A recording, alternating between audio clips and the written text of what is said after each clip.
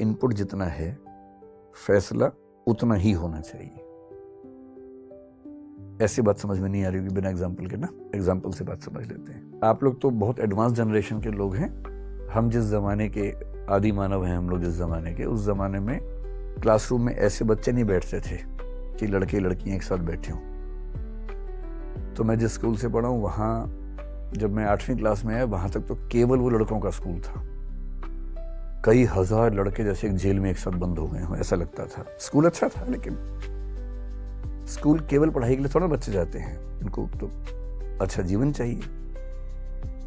फिर वहां पर कोएड नाम की एक चीज है कि अब से स्कूल कोएड हो गया है। तो लड़के बहुत उत्साहित थे उस समय कि अब स्कूल कोएड हो गया है। अब उनको स्कूल आने की भी इच्छा पहली बार होनी शुरू हुई कि अब हम स्कूल जाएंगे।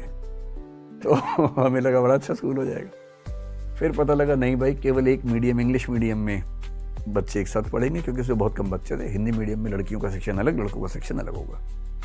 ये कोएड होता था।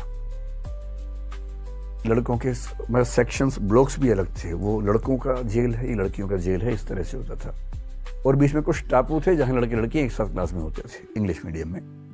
कई बच्चों ने इंग्लिश मीडियम ले लिया उस चक्कर में, जबकि इंग्लिश उनको आती नहीं थी बिल्कुल भी लेकिन इंग्लिश मीडियम में चक्कर में लिया कई बच्चों ने। उनमें एक मैं भी था। तो आती नहीं थी इंग्लिश उस जमाने में, लेकिन ठीक है, बहुत सारे दोस्त थे तो हम भी चले गए। फिर पता लगा वहां पर भी जो बैठने का तरीका था, 4 रो थी, उनमें से 3 लड़कों की, 1 लड़कियों की। बीच में हाईवे था बहुत बड़ा। लड़कों वाले में आपस में कम गैप था, लड़की लड़की के बीच में इतना गैप था, लगा तालिबान जैसा भाव आता था वहां पर, कितना गैप। अब सोचिए, पहली बार किसी छोटे शहर, छोटे कस्बे में कोएड स्कूल शुरू होगा तो ऐसे ही होगा, सीधी सी बात है। कैसे होगा? सब लड़के ताक में की बात हो जाए किसी से, सब तो बात नहीं कर पाएंगे। कोई एक आध बात कर लेगा, बात भी क्या कर लेगा, पेन मांग लेगा, कॉपी मांग लेगा, और क्या, यही तो होता है। पेन से ही बात शुरू होती है, पेन और नोट से, और कहां से बात शुरू होती। और जिस दिन किसी लड़के ने पेन मांग लिया, बाकी लड़के उसको बधाई देते थे कि यार क्या बात है, पेन मांग लिया तुमने तो, गजब। और पेन मांगने में ही लोग मान लेते थे कि अब शादी होने वाली है इन लोगों की। कई लोग बच्चों के नाम भी सोचने लगते थे। हमें बहुत साल बाद समझ में आया कि अगर कोई लड़की किसी लड़के से पेन मांग ले तो इसका मतलब सिर्फ यह है कि लड़के ने लड़के से पेन मांगा है, बस। हमें कई साल लग गए समझने में। पहले हमें लगा सगाई तो पक्की है ही, कम से कम शादी, अफेयर तो है ही पता नहीं क्या क्या। कई साल बाद समझ में आया कि नहीं, सिर्फ पेन मांगा है, और पेन मांगने का मतलब सिर्फ पेन मांगा है। मैं अपनी क्लास में एग्जाम्पल खूब देके समझाता हूँ बच्चों को, ताकि वो भी थोड़ा ठीक से सोचे समझे। क्योंकि दिमाग कैसे काम करता है कि 3-4, जैसे आप लोग साथ साथ बैठे ना, आपके दिमाग भी खुले होंगे, हमारे तो बहुत बंद थे दिमाग उस समय। तो मान लीजिए किसी लड़की का पेन खत्म हो गया, साथ में एक लड़की बैठी, उसके पास भी पेन नहीं है एक्स्ट्रा। पहले उसने उसी से पूछा, पर पेन नहीं है। क्लास चल रही है बहुत जबरदस्त तरीके से, बहुत जरूरी बात चल रही है। अब वो क्या करे बेचारी। तो आसपास 2-3 लड़के बैठे थे, उनमें से किसी एक से उसने कहा कि पेन है क्या। तो वो लड़का तो पेन एक्स्ट्रा ला ही रहा था बहुत दिनों से कि कभी चांस मिले तो मैं पेन दूं। तो खटाक से पेन दिया उसने। बच्चे तो अपना पेन भी दे देते हैं कि हाँ है ना, लो तुम ये लो। हम तो वैसे ही आगे थे क्लास में। अब उन बच्चों में क्लास के बाद बात चल रही कि इसी से क्यों मांगा, क्योंकि वहां तो 3 लोग बैठे हुए थे। इसी से मांगा यानी कुछ खास बात है।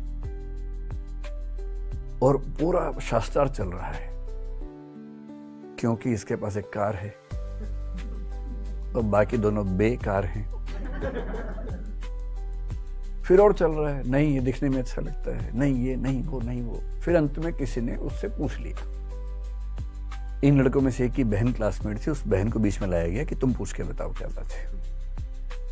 उसने पूछा कि तुमने यार पेन इसी से क्यों मांगा। 3 लोग बैठे थे। वो पता क्या बोलती है, किससे, कौन था। आप कह रहे कि ये 3 लोग थे, तुमने इनमें से इसी से पेन क्यों मांगा।